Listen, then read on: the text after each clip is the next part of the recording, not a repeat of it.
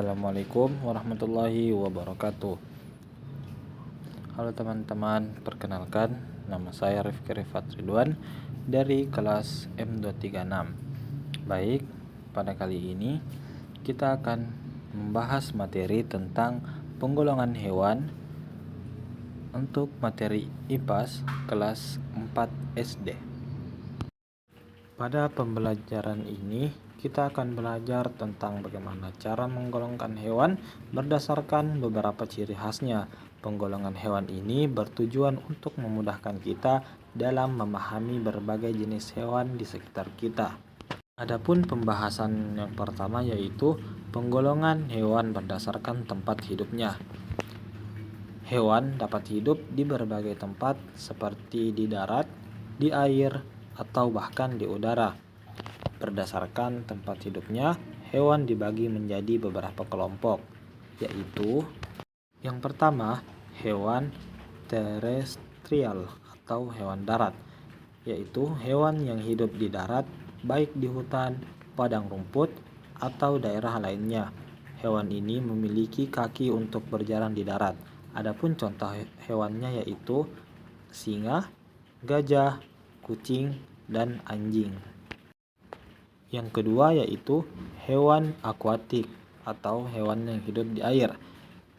Jadi, hewan yang hidup di air seperti di sungai, laut, dan danau, hewan ini memiliki kemampuan untuk hidup di dalam air.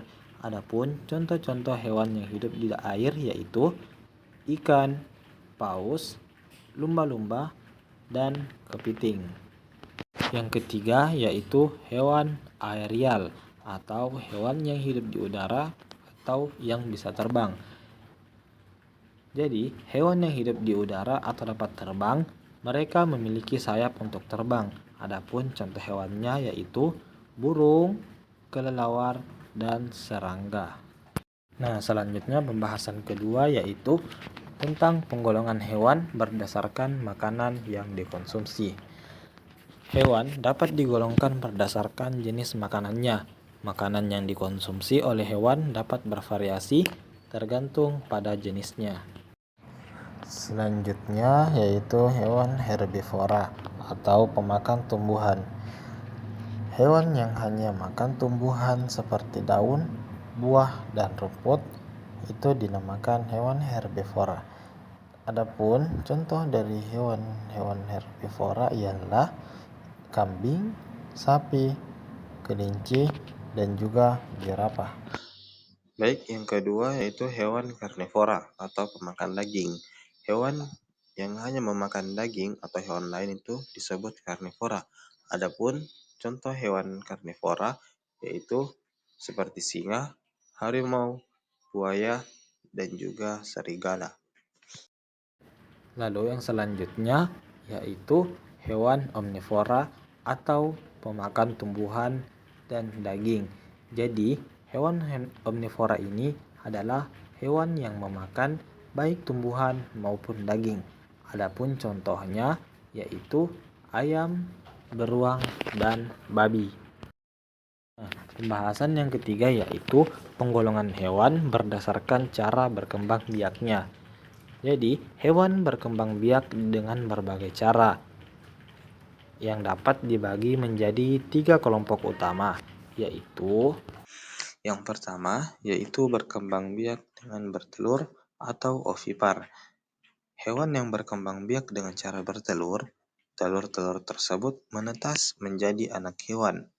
Nah, inilah yang disebut dengan perkembangbiakan dengan cara bertelur atau ovipar. Adapun contoh-contoh hewan yang berkembang biak dengan bertelur yaitu ayam, ikan, kura-kura, dan juga buaya. Selanjutnya, berkembang biak dengan melahirkan atau vivipar. Hewan yang berkembang biak dengan cara melahirkan anaknya disebut vivipar. Anak hewan tersebut tumbuh dalam tubuh induknya sebelum dilahirkan. Contoh hewan yang berkembang biak dengan melahirkan atau vivipar yaitu sapi, anjing, dan juga harimau.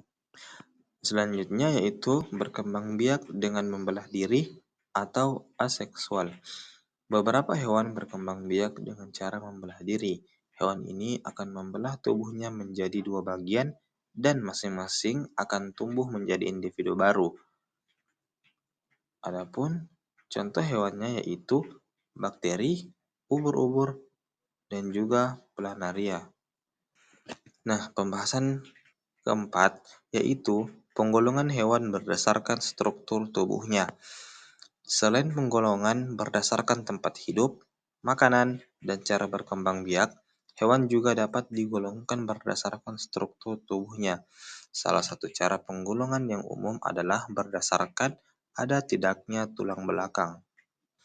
Pertama, hewan bertulang belakang atau vertebrata. Jadi, hewan yang memiliki tulang belakang atau tulang rusuk, contohnya yaitu ikan, burung, dan juga mamalia lainnya. Kedua, hewan tanpa tulang belakang atau invertebrata. Hewan yang tidak memiliki tulang belakang contohnya adalah serangga, cacing, ubur-ubur, dan juga kepiting. Baik, mungkin cukup sekian pembahasan kita tentang penggolongan hewan. Semoga dengan materi ini diharapkan siswa dapat lebih mudah memahami berbagai jenis hewan di sekitar kita, serta penggolongan hewan berdasarkan ciri-cirinya.